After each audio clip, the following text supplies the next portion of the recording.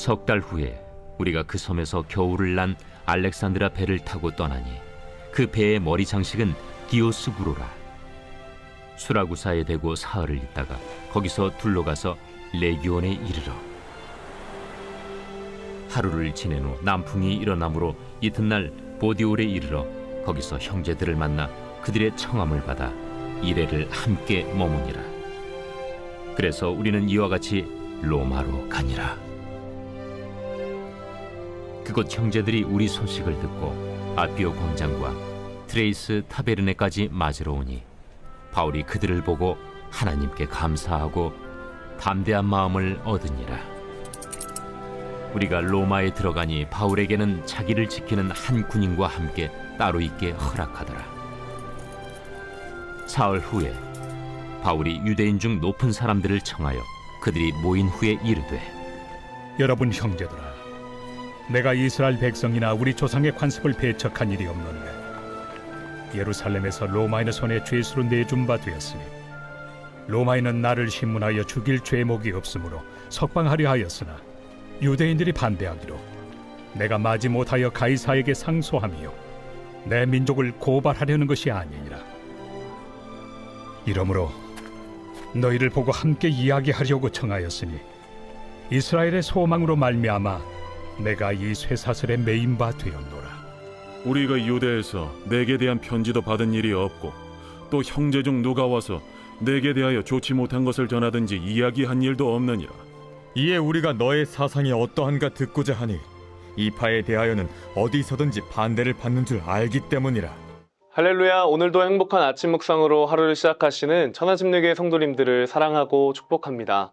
오늘 말씀을 통해 하나님만 붙잡고 살아가시기를 예수님의 이름으로 축복합니다.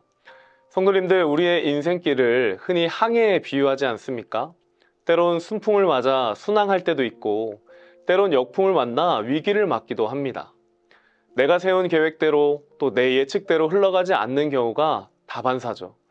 그렇기 때문에 우리의 인생길에 어떤 어려움과 고난을 만나도 우리는 다른 어떤 게 아니라 하나님만 붙잡는 인생이 되어야 하는 줄로 믿습니다. 왜냐하면 하나님은 우리의 삶을 반드시 잘되게 하시는 분이기 때문입니다. 우리를 반드시 잘되게 하시는 하나님과 동행하심으로 하나님과 함께 아름다운 항해를 하시는 모든 성도님들이 되시기를 예수님의 이름으로 축복합니다. 오늘 본문은 드디어 사도 바울이 로마에 입성하는 장면이 등장합니다. 길고 긴 여정 가운데 하나님께서 말씀하신 로마에 도착한 것이죠. 사도 바울의 마음이 얼마나 기뻤을까요? 드디어 로마에 있는 가이사에게 이스라엘의 소망 되신 예수 그리스도 복음을 전할 수 있게 되었습니다. 로마에 도착한 사도 바울은 로마에 있는 유대인들 중 높은 사람들을 청하여 만남을 갖게 됩니다.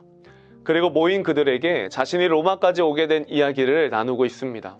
자신을 로마인의 손에 죄수로 내어준 것부터 시작해서 그 로마인들이 나를 신문하였지만 죽일 죄목이 없어서 석방시키려 했고 또 유대인들이 반대하여 내가 마지못해 로마에 있는 가이사에게 상소함으로 이 자리에 왔다는 것을 나누었습니다. 그런데 자신이 이곳에 온 것은 자신의 석방을 반대했던 유대인들을 고발하려는 게 아니라 여러분들을 만나기 위해서 내가 온 것이다 라고 말하고 있는 것이죠. 20절의 말씀입니다. 이러므로 너희를 보고 함께 이야기하려고 청하였으니 이스라엘의 소망으로 말미암아 내가 이 쇠사슬에 매인 바 되었노라. 아멘. 바울은 여전히 미결수의 신분으로 다른 사람들과 평범한 모습은 아니었습니다. 하지만 하나님은 바울을 통해서 로마에 있는 유대인들에게까지 복음을 전하고 결국 가이사에게까지 복음을 전하기를 원했던 것이죠. 그런데 유대인들의 반응이 바울의 기대와는 사뭇 다른 반응입니다. 21절의 말씀입니다. 그들이 이르되 우리가 유대에서 내게 대한 편지도 받은 일이 없고 또 형제 중 누가 와서 내게 대하여 좋지 못한 것을 전하든지 이야기한 일도 없느니라. 아멘. 로마에 있던 유대인들은 바울에 대한 편지를 받은 일도 없고 다른 누가 와서 바울에 대해 좋지 못한 것을 전하는 이야기도 들은 적이 없다는 것이죠. 그런데 유대인들의 입에서 이런 말이 나옵니다. 22절입니다. 이에 우리가 너의 사상이 어떠한가 듣고자 하니 이 파에 대하여는 어디서든지 반대를 받는 줄 알기 때문이라 하더라. 아멘. 이미 바울이 전하고자 하는 사상, 즉 기독교에 대해서는 어디서든지 반대가 있다는 것을 알고 있다면서 비록 바울 너에 대한 편지를 받은 일도 없고 다른 누가 너에 대해 좋지 않은 말을 하는 것도 들어보지 못했으니 우리는 너의 생각을 듣고 싶다. 너의 것을 이야기해달라고 요청하고 있는 것이죠. 저는 오늘 말씀을 묵상하면서 이 마지막 22절의 말씀에 우리가 너의 사상이 어떠한가를 듣고자 하니 라는 말씀이 굉장히 은혜가 되었습니다. 왜냐하면 바울의 인생길을 돌아보면 어느 누가 바울의 이야기를 선뜻 듣고자 했던 적이 있나요? 없습니다. 예수 그리스도를 인격적으로 만난 후에 예수 그리스도를 믿는 자들을 핍박하는 자에서 예수 그리스도의 복음을 전하는 자로 살아가는 바울의 길을 순탄하지 않았습니다.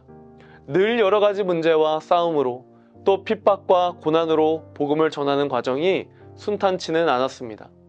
그런데 오늘 로마에 있는 유대인들이 바울에게 너의 사상이 어떠한가를 듣고자 한다는 말을 들은 바울의 심정이 어땠을까요? 그동안 복음을 전하는 일로 받은 모든 수치와 조롱과 비난을 단번에 위로해 주시는 말씀이지 않았을까요? 또 바울이 지금까지 모든 여정을 믿음 안에서 걸어갈 수 있었던 것은 하나님께서 매 순간 때를 따라 돕는 은혜로 바울에게 힘주시고 위로해 주시고 바울을 담대하도록 해주셨기 때문입니다. 15절에 이렇게 고백합니다.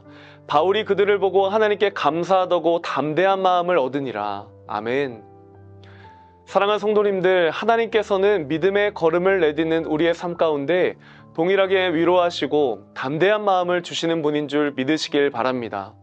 하나님은 그저 우리가 믿음의 싸움을 싸우는 동안 고난과 핍박만 받도록 내버려두는 분이 아니라 우리를 위해 기도하고 우리를 위로하시고 우리에게 힘과 능력을 더하여 주셔서 우리로 하여금 그 길을 끝까지 가게 하시는 분인 줄로 믿으시길 바랍니다. 바울이 믿음 안에서 로마를 향했던 것처럼 우리도 이 땅에서 믿음을 가진 하나님의 자녀, 하나님의 백성으로서 믿음으로 하루하루 묵묵히 걸어나가시는 모든 성도님들이 되시기를 예수님의 이름으로 축복합니다. 오늘 하루 우리를 위로하시고 힘주시는 하나님과 동행하는 삶을 살아가시기를 예수님의 이름으로 축복합니다. 함께 기도하겠습니다. 사랑의 하나님 감사합니다. 오늘 바울의 인생길의 그 여정을 통해서 하나님 우리의 믿음의 여정을 돌아보게 하심에 감사를 드립니다.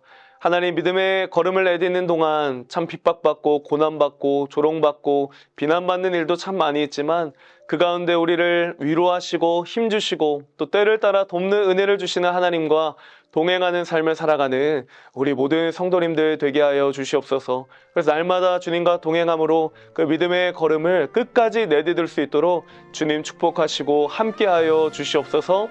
감사드리며 사랑이 많으신 예수님의 이름으로 기도드립니다. 아멘. 내가 걸어온 길 길고도 짧은 길 내 힘으로 걸어온 줄 알았는데 여기까지 온 것도 주가 동행함이라 주님 나와 동행하심이라. 때론 험한 길에서 폭풍우를 만나고 때론 가시밭길에서 고난을 당하나 주님 동행하시니 나는 두려움 없네.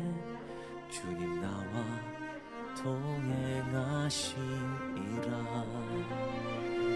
할렐루야 주 동행하시네.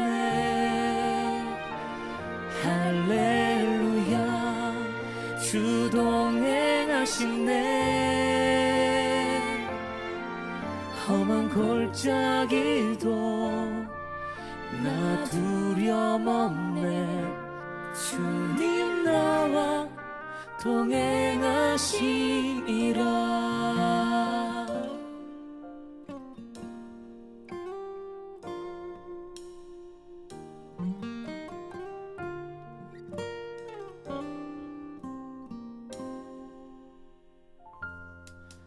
때론 험한 길에서 폭풍우를 만나고 때론 가시밭길에서 고난을 당하나 주님 동행하시니 나는 두려움 없네.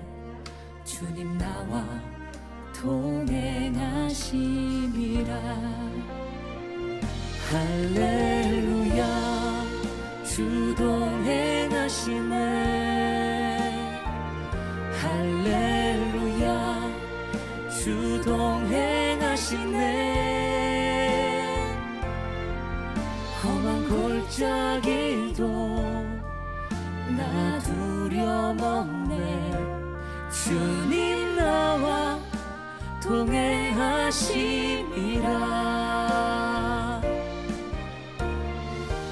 주 너를 지키리.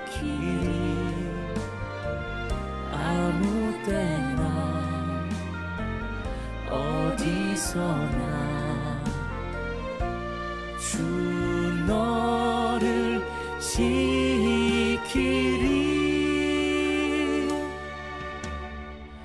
늘 지켜주시리. 할렐루야 주 동행하시네. 할렐루야 주 동행하시네. 그 나라 갈 때까지 나를 붙드시네. 주님 나와 동행하심이라.